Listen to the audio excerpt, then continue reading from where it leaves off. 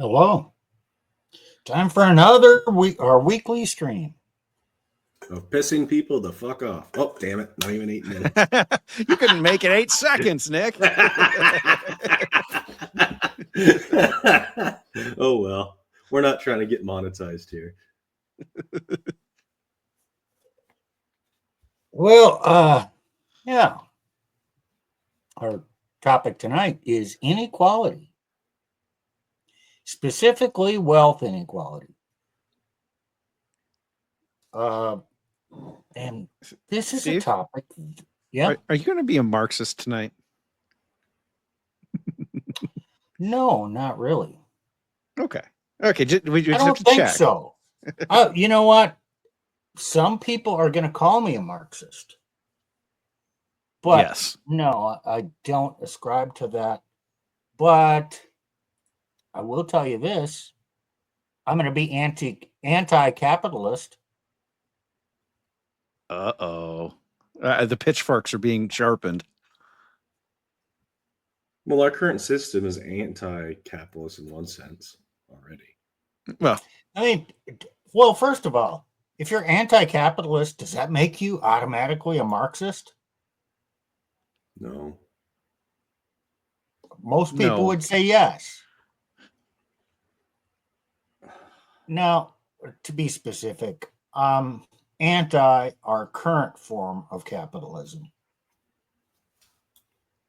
Which I would argue is not capitalism either, but so, but this is a discussion that's going to come up a lot in the next few years. It's growing right now. And it's because people are pissed off. They're frustrated. There's a recognition of a growing wealth disparity. And that's not just in this country, it's worldwide. That means the wealthy are getting wealthier. The middle class is getting smaller. And the low-income population is growing. Okay, there's a lot of reasons for that. But, hey, just what I just said, that's wealth inequality. Oh, there's class mobility. People through hard work can work themselves up and become move up a class, move from the middle class to the, upper middle or even the wealthy class because out of their brains, hard work. Well, this is increasingly difficult. And believe it or not, life is not exclusively a meritocracy, meaning you get where you're at according to your own abilities. Some people start the game of life with dramatically more money. In other words, the children of the rich people have untold advantages in the life success and standard of living.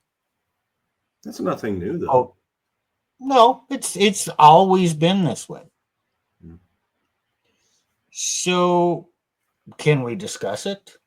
I mean, the fact that it's there, that's always true. But how much is there has varied over history. And we'll get into that. So, the frustration is mainly among young people because they're experiencing challenges that their parents never encountered. A middle class or working class income used to be sufficient to buy a house. Now, that is almost impossible, or it is impossible for many. Two incomes are required today, whereas one income was sufficient a generation ago. The topic of wealth inequality is being commonly discussed. But people seem to have firmly set beliefs. And everyone discussing this also identifies with various ideologies.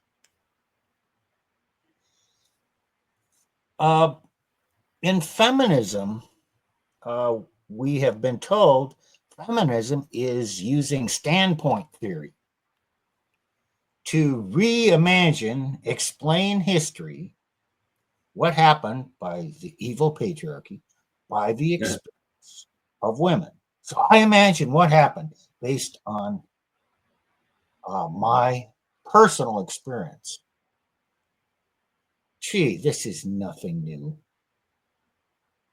There's the standpoint theory. Hey, if you're a lefty, you're going to view things through the lefty lens. If you're on the right, you're going to view it through the right lens. If you're a trader, what's that thing called? Talking your book? Yeah, nobody does that ever on Twitter. Oh, yeah. Okay. Or you're a Democrat versus Republican. Oh, there's capitalist or communist. Those are the two choices. Wait a minute. You have the socialist, which, is kind of somewhere in between. Although socialist has kind of got, that word has got tainted. Oh, then there's the libertarian. They're for small government, laissez-faire capitalism, which is actually more extreme. And then they have this thing called the non-aggression principle, who I don't know who the hell is going to enforce that. You have a little known group is the distributionist. Little over 100 years ago, there was a Catholic, the Pope put out an encyclical, Rerum Verum or something like that. That was critical of both capitalism and communism, and that's known as a distributionist ideology. Hasn't been studied or discussed much lately. And then as to form of government, well, you have those like Nick who advocates for a theocracy. Yep. Yeah. Oh, but then there's a secularist. Oh no, we can't involve religion in government leadership. I really don't give a shit. Fuck them. You have we have the traditional Christians versus the progressive Christians. Oh. And, maybe you're neither because you see a lot of problems. Well, then you can add the traditional conservative Christians, the tradcons. Well, they're not very traditional either. But they have their own view of things. Obviously, you have Catholic versus Protestant views. And you got the evangelical Christian view versus what I'm calling the liturgical Christians, which would be, well, pretty much all the mainstream, the Presbyterian, the Catholics, the Orthodox, even the high church Episcopalians. Yeah, to some degree. And so there's divides all over the place. And then there's the one that's kind of going to trigger this wealth inequality debate. It's going to be the young people versus the old people. Oh, the boomers versus everyone else. Right. So I want to explore this wealth inequality. And I've picked out some videos by 3 different men who discuss this.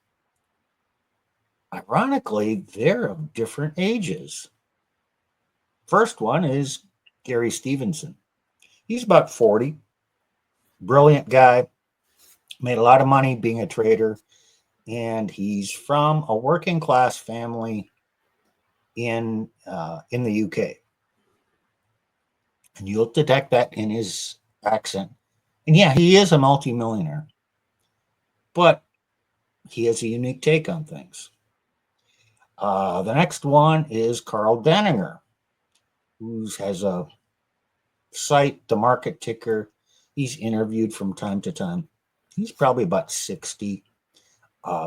Very intelligent guy. I don't agree with everything he said, but he had a take on, well, ironically, this morning I listened to something and he's talking about this exact same thing. And then I'm going to go back to the guy I've listened to for a long time, E. Michael Jones. And his is less directly applicable to this because he wrote a big book Baron Metal about this topic, and he goes into the history and all that. So, we'll go through this. Now, I would think many of you are not going to agree. Nevertheless, you need to be exposed to a diversity of thought so you can come up with your own solutions and your own understanding. Your solution is not merely what works for you, but it must work for civilization so your grandchildren and great-grandchildren have a suitable world for their future lives. So I intend to step on some toes here. In fact, I will be surprised if we don't lose a couple of subscribers tonight. Yeah, we do that from time to time, but we get some more.